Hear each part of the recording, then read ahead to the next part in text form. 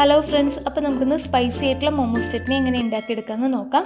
അതിന് വേണ്ടിയിട്ട് 2 മീഡിയം സൈസിലെ തക്കാളി, പിന്നെ ആവശ്യത്തിന് ഉപ്പ്, 5 വറ്റൽമുളക് എരിവുള്ളത്, പിന്നെ നമുക്കൊരു മീഡിയം പീസ് ഇഞ്ചി ഇതുപോലെ സ്ലൈസ് ചെയ്തരിഞ്ഞത്, പിന്നെ 8 അല്ലി വെളുത്തുള്ളി ഇതുപോലെ ചോപ്പ് ചെയ്ത് വെച്ചത്, പിന്നെ ഒരു 1.5 ടീസ്പൂൺ സോയാ സോസും.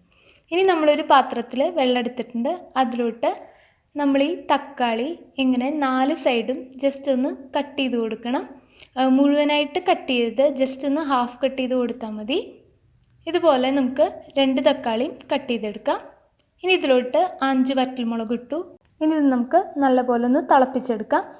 അപ്പോൾ ഇത് നന്നായിട്ട് തിളച്ച് ലാസ്റ്റ് ഈ തക്കാളി വന്ന് ഇതിൻ്റെ സ്കിന്നൊക്കെ ഇതുപോലെ വിട്ടുപോയി തുടങ്ങണ വരെ ഒന്ന് കുക്ക് ചെയ്തെടുക്കണം. ഇപ്പോൾ ഇത് റെഡി ആയിട്ടുണ്ട്.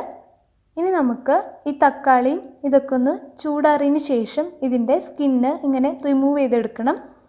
2 എണ്ണത്തിൻ്റെയും നന്നായിട്ട് റിമൂവ് എടുത്തതിന് ശേഷം നമ്മളൊരു സ്പൂൺ വെച്ചിട്ട് നല്ല പോലെ ഒന്ന് ഉടച്ചു കൊടുക്കുക. നന്നായിട്ട് ഉടച്ചെടുത്തതിന് ശേഷം നമുക്കിനി മോമോസ് ചട്നി റെഡിയാക്കി എടുക്കാം. അപ്പോൾ അതിന് വേണ്ടിയിട്ട് ഞാനൊരു പാനിൽ 1 ടേബിൾ സ്പൂൺ സൺഫ്ലവർ ഓയിൽ ഒഴിച്ചു കൊടുക്കുകയാണ്. അതിലോട്ട് നമ്മൾ അരിഞ്ഞു വെച്ചിരിക്കുന്ന ഗാർലിക്കും ജിഞ്ചറും ഇട്ട് കൊടുക്കുക. എന്നിട്ട് ജസ്റ്റ് ഒരു 1 മിനിറ്റ് നേരത്തേക്ക് സോട്ട് ചെയ്യുക. ഇനി അതിലേക്ക് നമ്മൾ നേരത്തെ സ്മാഷ് ചെയ്ത് വെച്ചിരുന്ന തക്കാളിയും മുളകും ഇട്ട് കൊടുത്തിട്ട് നല്ല പോലെ ഒന്ന് വഴറ്റിയെടുക്കുക. ഇനി ഞാനിതിലോട്ട് ഒരു 1/2 ടീസ്പൂൺ ഉപ്പ് ആഡ് ചെയ്ത് കൊടുക്കുകയാണ്. എന്നിട്ട് നല്ല പോലെ ഒന്ന് മിക്സ് ചെയ്തെടുക്കുക. ഇനി ഈ തക്കാളിയിലെ വെള്ളം ഒരു 1/4 ഭാഗത്തോളം വറ്റിയതിന് ശേഷം നമ്മൾ എടുത്ത് വെച്ചിരിക്കുന്ന സോയ സോസും ഒഴിച്ചു കൊടുക്കുക. എന്നിട്ട് ജസ്റ്റ് വീണ്ടും 1 മിനിറ്റ് ഒന്ന് സോട്ട് ചെയ്തെടുക്കുക. ഇപ്പോൾ നമ്മുടെ ചട്നിയുടെ ഇത് റെഡി ആയിട്ടുണ്ട്.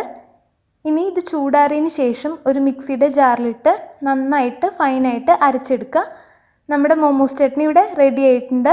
ഇത് മോമോസിൻ്റെ കൂടെ മാത്രമല്ല ഇഡ്ഡലിയുടെയും ദോശയുടെയും കൂടെ കഴിക്കാനൊക്കെ വളരെ ടേസ്റ്റിയാണ്.